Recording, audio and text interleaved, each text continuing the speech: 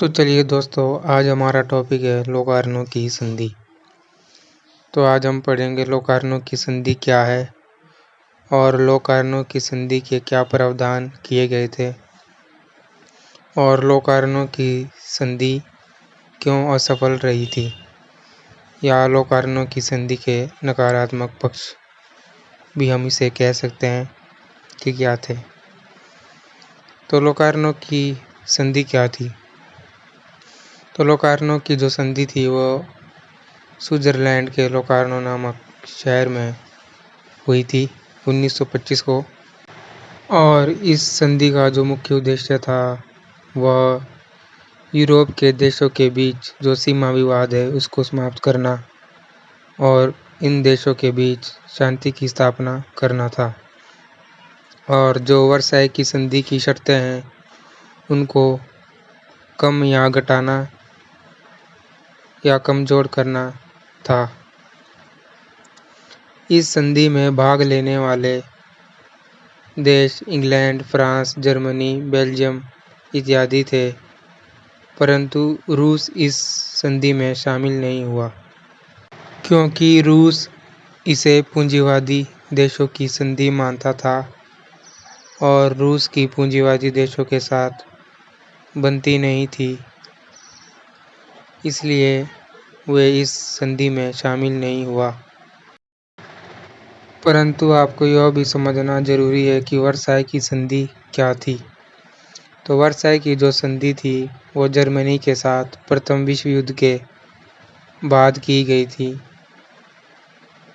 और यह संधि मित्र राष्ट्रों द्वारा जर्मनी के साथ की गई थी क्योंकि प्रथम विश्व युद्ध में जर्मनी हार गया था और यह संधि जर्मनी के लिए बहुत ही अपमानजनक संधि थी। तो इसीलिए ही लोकार्नो की संधि के द्वारा वर्साई की संधि की शर्तों को थोड़ा कम बहुत किया जाना था, तो इसीलिए जर्मनी भी इस संधि में शामिल हुआ था। तो लोकार्नो की संधि के तहत जर्मनी ने अल्सेस और लॉरेन पर फ्रांस के अधिकार को मान्यता दे दी थी क्योंकि पहले अल्सेस और लॉरेन जर्मनी ने अपने अधिकार में रखे हुए थे। तो प्रथम विश्व युद्ध के बाद जब जर्मनी हारा तो इस पर फ्रांस का जो है अधिकार हो गया था अल्सेस और लॉरेन पर। तो जर्मनी ने भी लोकार्नो की संधि के तहत फ्रांस के अधिकार को मान्यता दे दी थी। और लोकार्नो संधि इसलिए की गई थी ताकि यूरोपीय देशों के बीच सीमा में तनाव को कम किया जा सके और शांति की स्थापना की जा सके। तो रूस इस संधि में इसलिए शामिल नहीं हुआ क्योंकि वह इसे पूंजीवादी देशों की संधि के रूप में मानता था, जैसा कि मैंने आपको अभी पहले बताया कि रूस इसमें क्यों शामिल नहीं हुआ था। तो चलिए अब हम पढ़ते हैं लोकार्नो की संधि के प्रावधान या सकारात्मक पक्ष क्या थे। तो इस संधि के तहत यूरोपीय देशों के बीच सीमा को लेकर जो तनाव था उसको समाप्त करने की कोशिश की गई तथा यूरोपीय देशों के बीच शांति को बढ़ावा दिया गया था।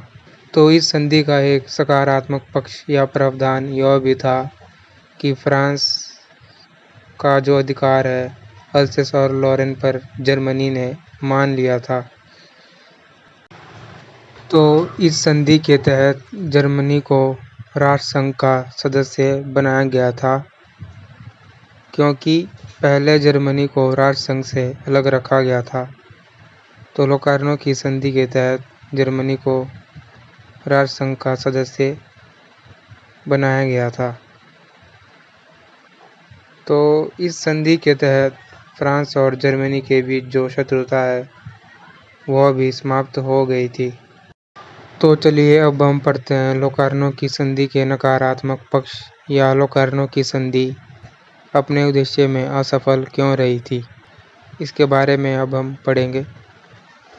तो लोकार्नो की संधि के तहत जर्मनी ने धीरे धीरे क्या किया, वर्साई की संधि की शर्तों को तोड़ना शुरू किया और जर्मनी के द्वारा जो पश्चिमी सीमाओं में अल्सेस और लॉरेन को पालन करने की बात तो कही, मतलब जर्मनी ने पश्चिमी सीमाओं में जो अल्सेस और लॉरेन है उनकी मान्यता था उसने फ्रांस को दे दी थी कि इस पर फ्रांस अधिकार कर सकता है, परंतु उसने पूर्वी सीमा जो डेजिंग बंदरगाह थी पूर्वी सीमा में उसको लेकर उसने स्पष्ट नहीं किया था, क्योंकि पूर्वी सीमा जर्मनी के लिए व्यापारिक दृष्टि से बहुत ही महत्वपूर्ण थी और डेजिंग बंदरगाह से ही उसका अधिकतर व्यापार होता था। तो जर्मनी के लिए यह पूर्वी सीमा बहुत ही महत्वपूर्ण थी और यहाँ पर फ्रांस ने भी जर्मनी से पूर्वी सीमा को लेकर कोई लिखित दस्तावेज नहीं मांगा था और फ्रांस ने पूर्वी सीमा की ओर कोई ध्यान नहीं दिया, जिसके कारण जर्मनी ने लोकार्नो की संधि का फ़ायदा उठाकर वर्साई की संधि की दो शर्तों को तोड़ना शुरू कर दिया और अपनी मनमानी करने लगा जर्मनी, क्योंकि फ्रांस ने यहाँ पर सोचा कि उसे अल्सेस और लॉरेन तो वापस मिल गए हैं और जर्मनी ने भी उसे मान्यता दे दी है, तो उसे पूर्वी सीमा से क्या करना है। इसलिए उसने पूर्वी सीमा की तरफ कोई ध्यान नहीं दिया और ना ही जर्मनी से पूर्वी सीमा को लेकर लिखित दस्तावेज मांगा। इसलिए जर्मनी ने भी इस बात का फ़ायदा उठाकर अपनी मनमानी करना शुरू कर दिया था। तो यहाँ पर जो जर्मनी का हिटलर या तानाशाह था उसने धीरे धीरे फ्रांस के अधीन जो राइनलैंड था वहाँ पर अपनी सेनाओं को दोबारा से भेजा या दोबारा से वहाँ पर अपनी सेनाओं को तैनात किया और वर्साई की संधि की शर्तों को तोड़ना शुरू कर दिया था, क्योंकि वर्साई की संधि से पहले या प्रथम युद्ध से पहले जर्मनी का राइनलैंड पर अधिकार होता था और जर्मनी की सेनाएं राइनलैंड पर तैनात होती थी। तो वर्साई की संधि के तहत उसने वहां से वो सेनाएं हटाई थी, परंतु लोकार्नो की संधि का फ़ायदा उठाकर जर्मनी के हिटलर ने राइनलैंड पर दोबारा से अपनी सेनाओं को तैनात करना शुरू कर दिया था और वर्साई की संधियों को तोड़ना शुरू किया था। तो चलिए अब हम निष्कर्ष पे पहुंचते हैं।